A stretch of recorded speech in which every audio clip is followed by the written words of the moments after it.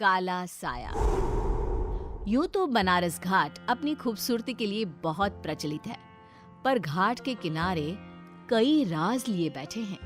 ये कहानी शुरू होती है बनारस के घाट के पास बने ममता निवास से, जहां प्रिया लाल जोड़े में ममता के घर उसकी बहू बनकर आती है। आओ आओ बहू, घर को अपने पैरों से पवित्र करो। ममता घर की दहलीज पार कर ही रही होती है कि अचानक एक बहुत गंदी सी बास पूरे घर में फैल जाती है।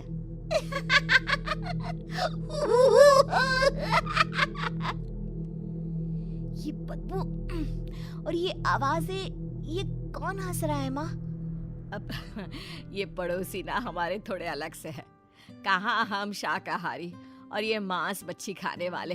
छोड़, तू ध्यान मत दे और गृह प्रवेश कर।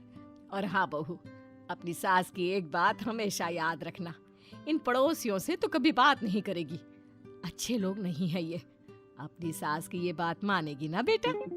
हाँ माँ, जो आपकी मर्जी, मैं उनसे बात नहीं करूंगी। अगले दिन प्रिया अपनी पहली रसोई बनाने रसोई घर में जाती है। ये छोकी बात तो नाक में जा रही है। एक काम करती हूँ, खिड़की खोल देती हूँ। प्रिया खिड़की खोलने जाती है। इतने जाले, लगता है इस खिड़की को कभी खोला ही नहीं गया। पर ऐसा क्यों? ओह, नॉन वेज की स्मेल आती होगी ना। 2 मिनट के लिए खोल लेती हूँ, फिर बंद कर दूंगी।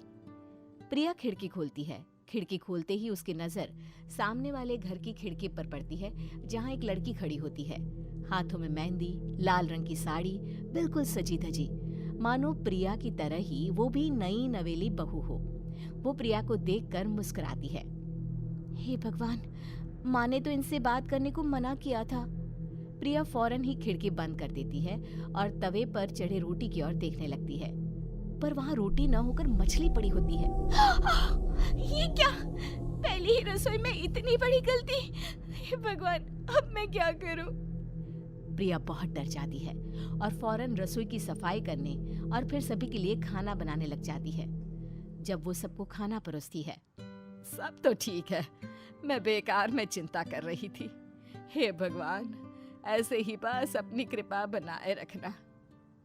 रात के वक्त जब सब सो रहे होते हैं, तब प्रिया को पायल की आवाज सुनाई देती है, जिससे उसकी आंख खुल जाती है।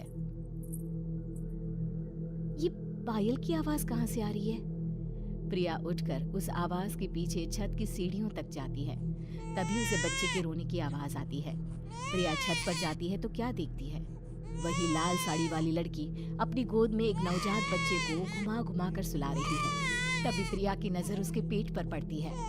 ओह गॉड, ये तो प्रेग्नेंट भी है। सुनिए, बच्चा सो नहीं रहा है क्या?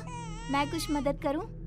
नहीं नहीं, आपके घर वालों को अच्छा नहीं लगेगा, मैं संभाल लूंगी। स्नेहा की गोद से बच्चा हाथ मारकर प्रिया की गोद में आने को छटपटाने लगता है। दोनों घर अगल बगल में बने होने के कारण प्रिया उस बच्चे को गोद में ले लेती है। प्रिया के पास आते ही वो सो जाता है। बच्चे का वो स्पर्श रात भर प्रिया भूल नहीं पाती और अगली सुबह वो छत पर कपड़े सुखा रही होती है।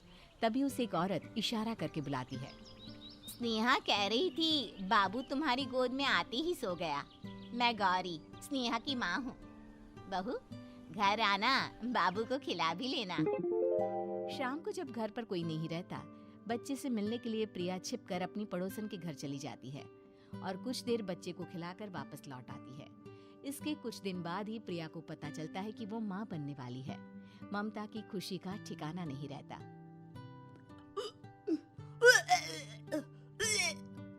माँ जी, पता नहीं क्यों उल्टी आ रही है। प्रिया भागती हुई वॉशरूम में जाती है तो हरे और लाल रंग की उल्टी करती है। उस उल्टी में से कीड़े निकलते हैं। ये क्या? खून और ये कीड़े! माँ! माँ! प्रिया की आवाज सुनकर ममता दौड़ कर आती है, पर बेसिन में कुछ नहीं होता। प्रिया हक्की बक्की रह जाती है। ये सब क्या हो रहा है? प्रिया घबरा जाती है और अपने कमरे में जाकर सो जाती है। डर के कारण वो इतनी थक जाती है कि उसकी आंख लग जाती है। तब उसे ऐसा लगता है उसके पेट पर मानो कोई बैठा हुआ हो। कौन हो? प्रिया के पेट पर एक 5 महीने की बच्ची बैठी हुई थी, जो बुरी तरह जली हुई थी। माँ, तुम ही मुझे लाई ना अपने पेट में। मैं तुम्हारी माँ नहीं हूँ। कौन हो तुम? माँ, देखो मैं जल गई बुरी तरह से। 6 महीने पेट में रहने को भी मुझे नहीं मिला। सहला दो ना माँ। बचाओ! बचाओ! माँ! ममता दौड़कर कमरे में आती है। प्रिया की बातें सुनकर वो सब समझ जाती है। तू कहीं बगल वाले घर में तो नहीं जाकर आई ना बहू? मुझे माफ कर दो, मैं गई थी माँ। उस घर में सब मरे हुए हैं बहू। कई साल पहले स्नेहा उस घर में बहू बनकर आई थी। कुछ ही दिन में वो एक बच्चे को जन्म देने वाली थी।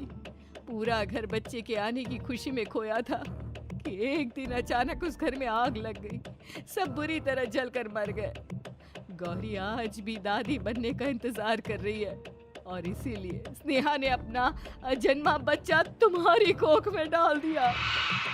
ममता ये कह रही होती है कि पीछे से उसके पैरों को एक बच्चा पकड़ लेता है। दादी, दादी। माँ, स्नेहा की गोद में यही बच्चा था। ये बच्चा कौन है फिर? तेरी मौत है। तेरी भी दादी।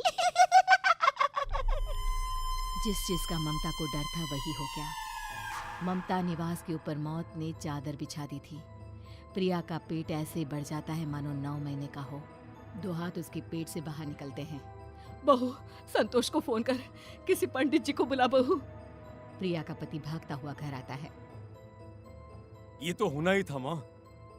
तेरा पाप तेरे सामने आ गया तो तू सह नहीं पा रही है। स्नेहा घर में आग लगी नहीं थी, माँ ने लगाई थी, प्रॉपर्टी की लालच में। और वो बच्चा मेरी पहली पत्नी का बच्चा है, मेरा बेटा, जो कि उस आग की चपेट का शिकार हो गया था। मैंने तुमसे ये सब माँ के कहने पर छुपाया था। मुझे माफ कर दो प्रिया। तुम अगर चाहो तो यहाँ से जा सकती हो। मैं तुम्हें किसी भी बंधन में रखना नहीं चाहता। मेरी शादी हुई है आपसे, मैं आपको छोड़ नहीं सकती, पर उससे पहले हमें स्नेहा, उसकी माँ और बच्चे की आत्मा की शांति करवानी होगी। संतोष और ममता गौरी के घर जाते हैं। अंदर सब कुछ जला हुआ होता है। जमीन पर जली हुई लाशें बिखरी हुई थी। ममता रो रो कर अपनी करने की माफी गौरी से मांगती है।